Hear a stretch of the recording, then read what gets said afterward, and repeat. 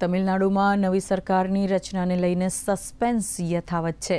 તમિલનાડુ વિધાનસભા ચૂંટણીમાં કોઈ પણ પક્ષને સ્પષ્ટ બહુમતી નથી મળી. અભિનેતા અને રાજનેતા વિજયની પાર્ટી ટીવીકે સૌથી મોટી પાર્ટી બનીને ઉભરી છે અને વિજય સરકાર રચવાના પ્રયાસોમાં જોડાયેલા છે.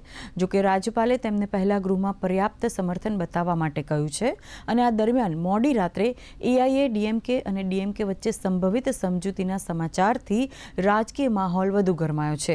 એવી ચર્ચા છે કે પલાનીસ્વામીના નેતૃત્વમાં એઆઈએડીએમકે સરકાર બનાવવાની કોશિશ કરી શકે છે, જ્યારે ડીએમકે બહારથી સમર્થન આપી શકે છે. જોકે એમકે સ્ટાલિનની ડીએમકે આવી કોઈ પણ શક્યતાનો ઇનકાર કર્યો છે. રાજકીય અનિશ્ચિતતા વચ્ચે સ્ટાલિને પોતાના ધારાસભ્યોને 10મી મે સુધી ચેન્નઈમાં જ રહેવાના નિર્દેશ આપ્યા છે. માનવામાં આવે છે કે ડીએમકે સંભવિત ફ્લોર ટેસ્ટ અને બદલાતા રાજકીય સમીકરણો પર નજીકથી નજર રાખી રહી છે.